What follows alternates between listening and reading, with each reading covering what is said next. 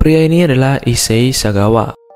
Issei Sagawa sangat terkenal di Jepang, bukan karena ia merupakan public figure, tetapi karena kisahnya sebagai kanibal yang juga memperkaos mayat perempuan. Lahir pada April 1949, Issei Sagawa lahir dalam keadaan prematur. Ini membuatnya menderita sejumlah masalah kesehatan yang serius. Keluarganya sangat kaya. Di waktu kecil, ayah dan pamannya sering bermain dengan Sagawa dengan berpura-pura menjadi raksasa yang ingin memakannya. Ini menyumbang obsesi Sagawa terhadap kanibalisme. Namun, ketika beranjak dewasa, bentuk ketertarikan tersebut berubah ke arah yang gelap. Setelah memasuki masa pubertas, ketertarikan Sagawa terhadap kanibalisme bercampur dengan hasrat seksual. Ia mulai berfantasi memakan daging wanita. Pada tahun 1972, saat seorang wanita masuk ke apartemennya di Tokyo, ia mencoba menyerang wanita itu. Saat wanita itu tertidur, namun sang wanita berhasil mengalahkannya, dan kemudian Sagawa ditangkap karena tuduhan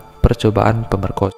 Tanpa ada yang tahu bahwa Sagawa sesungguhnya mencoba memakan wanita itu. Ayah Sagawa kemudian menawari wanita itu sejumlah uang untuk membatalkan laporannya. Dan ya, laporan tersebut dibatalkan. 5 tahun setelah itu, Sagawa pindah ke Paris untuk kuliah di salah satu universitas di sana. Ia kemudian berkenalan dengan seorang gadis yang bernama Rene yang mengajarkannya bahasa Jerman. Di sanalah insting kanibalnya kembali tumbuh. Setelah berkenalan beberapa bulan, pada suatu malam Sagawa menembak leher wanita itu dengan senapan. Tak berhenti di sana, pria keji itu juga memperkaos mayat Rene, kemudian memakan dagingnya. Setelah usaha membunuh, memperkaos, dan memakan daging mayat pertamanya sukses, Sagawa mulai ketagihan. Ia mulai menjebak teman sekelas yang lain untuk melakukan hal yang sama. Beberapa bagian mayat dimakan mentah-mentah dan beberapa lagi dimasak. Tak berselang lama, Sagawa ditangkap saat mencoba melenyapkan jejak pembunuhan. Sebuah koper yang berisi potongan mayat ditemukan di taman. Dari pernyataan sopir taksi, semuanya mengarah ke Sagawa. Ia pun ditangkap dan dikirim ke lembaga kejiwaan. Selama di institusi kejiwaan, Sagawa menulis novel yang berisi ilustrasinya dengan judul In the Fog, mengisahkan apa yang ia lakukan dengan gambar yang sangat mengerikan. Anehnya, novel yang ia tulis menjadi bestseller dan membuatnya terkenal di Prancis dan di Jepang. Setelah menghabiskan 4 tahun di institusi kejiwaan, pengacara yang disewa ayahnya berhasil meyakinkan pihak Prancis untuk memulangkan Sagawa dengan alasan pengobatan akan lebih mudah dilakukan di kampung halaman pria itu. Pada tahun 1984, Sagawa kembali ke Jepang. Psikiater di Jepang mengonfirmasi kalau Sagawa memiliki kepribadian yang ganda, tapi tidak gila. Sejak itu, kehidupan Sagawa terlihat normal. Ia juga pernah bermain di film dewasa yang berpura-pura ada adegan kanibalismenya. Meski demikian, pria itu mengaku hingga akhir hayatnya hasrat untuk memakan daging manusia masih ada, terlebih bila ia melihat wanita yang cantik.